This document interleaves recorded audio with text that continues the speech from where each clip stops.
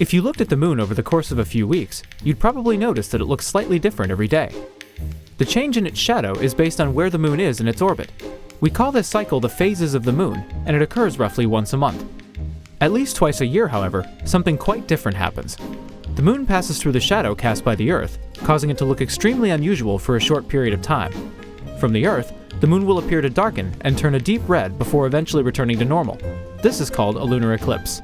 If we were to look at what happens from space during an eclipse, it would go something like this.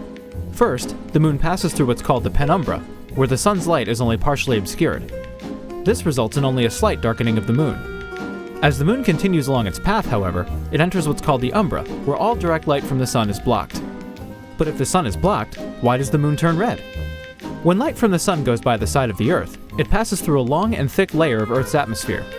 Shorter wavelengths of sunlight, like blue, are scattered by the atmosphere, so by the time the light has finished its trip to the moon, more of the longer wavelengths, like red, are left over. On the Earth, the same thing happens at sunset as the ground you stand on gradually passes into night. As the eclipse ends, the moon leaves the umbra, returns to its normal color, and then leaves the penumbra, brightening and resuming its original cycle. Overall, the whole process lasts only from a few minutes to a few hours, so you'll have to be quick if you want to see it.